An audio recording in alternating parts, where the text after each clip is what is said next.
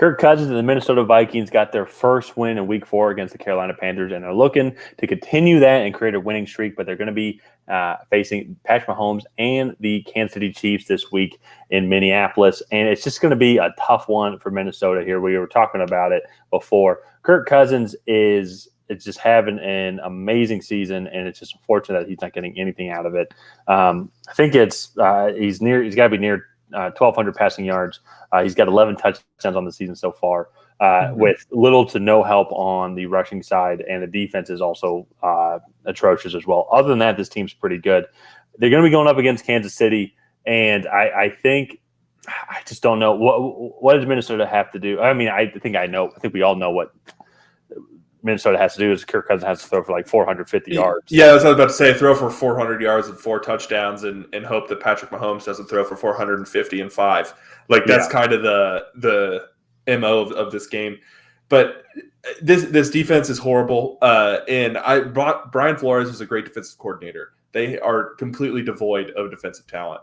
And you can kind of argue the same on the offensive side of the ball in terms of, like, they got rid of Dalvin Cook.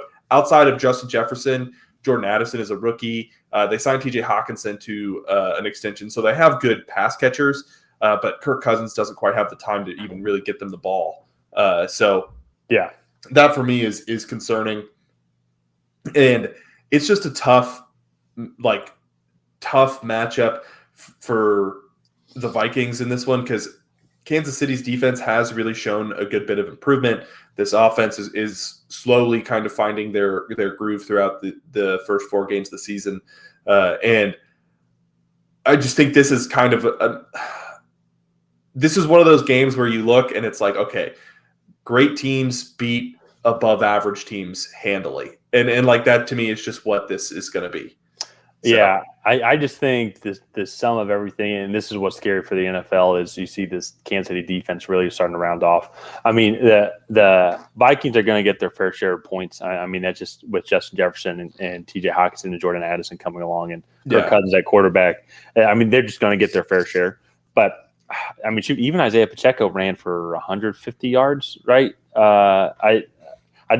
I don't want to make that up, but he had a whale of a game last week against the New York Jets here. Let me just confirm the actual rushing yards. 115. My apologies. Still over 100 rushing yards against that Jets defense. And that's that Jets defense, which is one of the top in the league, and especially, too, when it comes to the run department. Now you're going up against Minnesota, who, let me double-check the rushing yards allowed per game for Minnesota here. They're middle of the road at 445. So they allow about 111 a game. Yeah, 111 a game, and then passing wise, then on the passing offense, they're at 6 a game. Yeah, so they are still just not. And I do want to point out how dynamic as the Jets. They played Philly, which is a tough game, but then their other two of their other 3 opponents were Tampa Bay in Baker Mayfield's first start down there, and the Carolina Panthers with Bryce Young in that receiving room. I don't remember their other start or their other they lost to the Chargers. Okay, so that's a tough matchup, but still, it's like 2 of the 4 of those teams are not super solid offensively.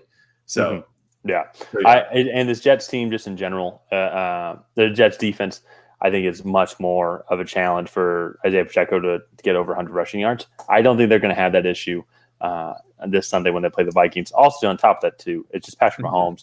Travis Kelce and them are starting to get into the rhythm. Rashee Rice and all the receivers there are really starting to come into the stride. Noah Gray also as well has really come on strong with another touchdown pass or another touchdown catch. So there's a lot of weapons for Minnesota to cover, and they don't really have too many people to cover some of their top weapons just in general. So I have Kansas City winning this game. Me too. I'm assuming based off what our overall response here. It just sucks too because I'm glad that Kirk Cousins is getting the praise because normally this is the time where it's like, 34 years old, guy can't cut it. We got to trade him, get rid of him, move on. I'm glad he's getting the praise.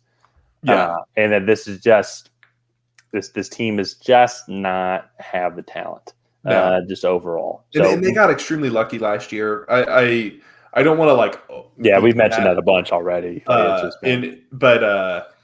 like this team is just, it's more regressing to the mean than I think like them being bad. Because last year they won, like they were 9-0 in games less than 4 points.